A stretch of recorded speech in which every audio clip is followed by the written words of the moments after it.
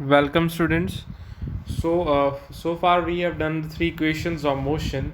So now we will study that how do we use these equations of motion in the form of formulas की form में हम कैसे use करना है.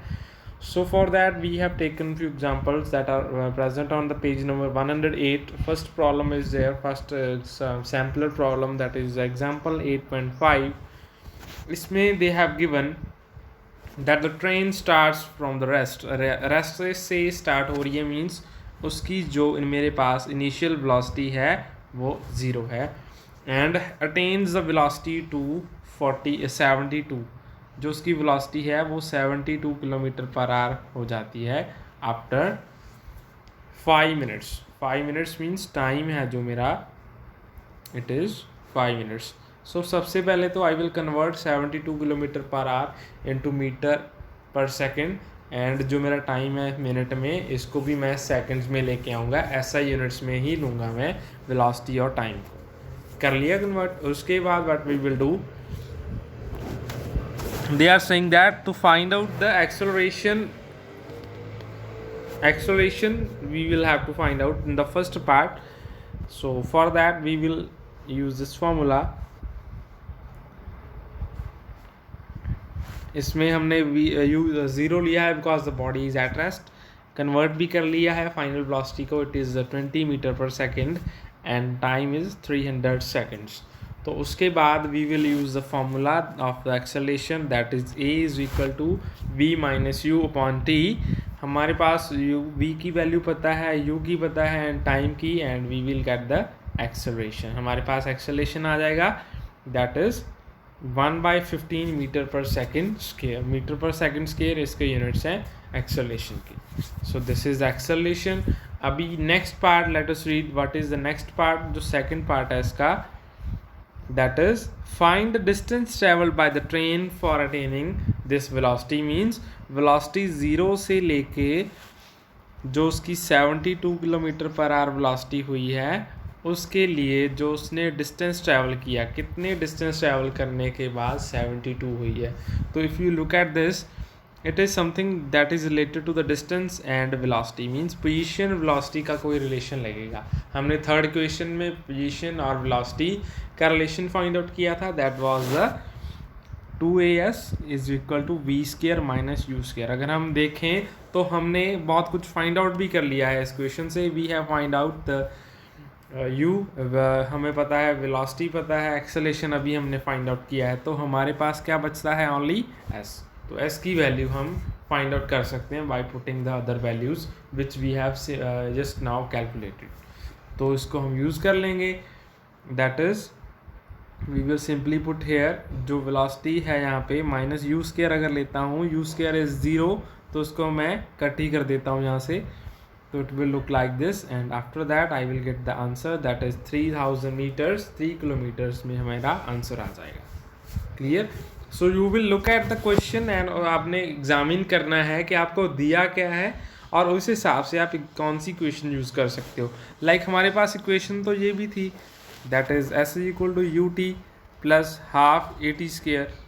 तो इसको भी आप यूज़ कर सकते थे, but the most appropriate was this equation जो हमने थर्ड इक्वेशन यूज़ की.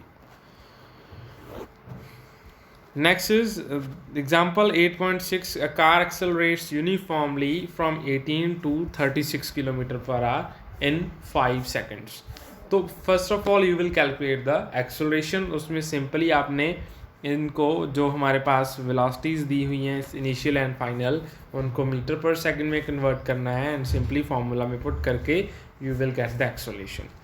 Next part is the distance covered by the car in that time. Distance and time का relation is there, and distance उस कितना time cover कर पाएगी जो हमारे पास given time है.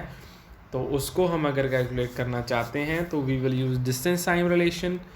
That is distance time relation कौन सा था हमारे पास, second question, s is equal to ut plus half A T square. इसको यूज़ कर लेंगे. इसमें हम वैल्यूज़ पुट कर देंगे u की, t हमें पता है, and also we know that acceleration अभी हमने जो फाइंड आउट किया है, एंड टी हम पुट कर देंगे, and simply we will get the answer as a S.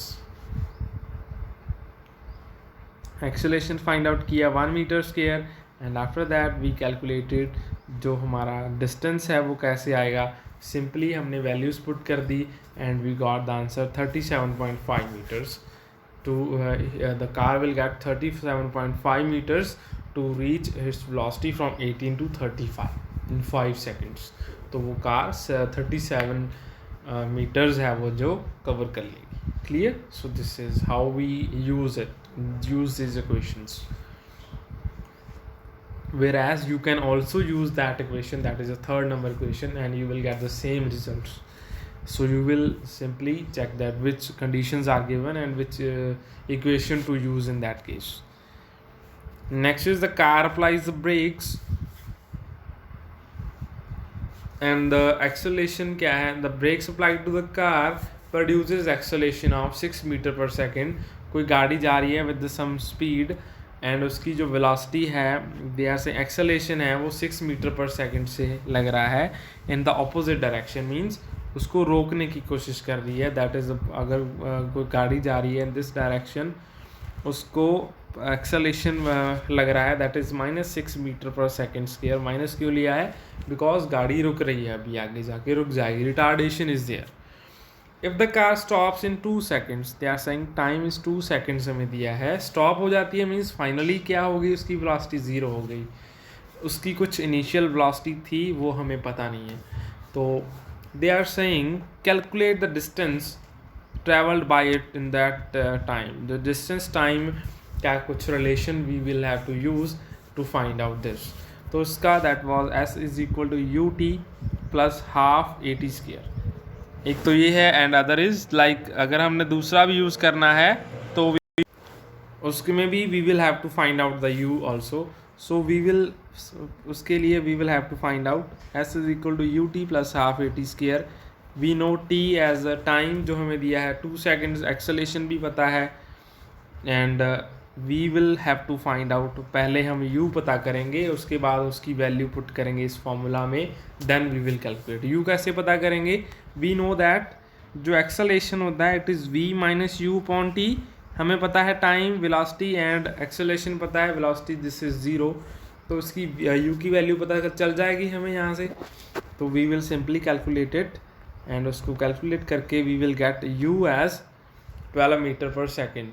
तो इसकी वैल्यू हम इसमें पुट कर देंगे यहाँ पे and we will get distance as 12 meters. So this is how we will use these equations and calculate the numerical calculate the values of the given which we have to find, like acceleration, distance, time relation is there, or distance, velocity is there. So accordingly you will use these equations. So hope you understood with this. So try to solve the questions on page number 109. These are the blue questions and some are given on the page number 110. So try to solve this. I will be sharing the answer keys also. Thanks for watching.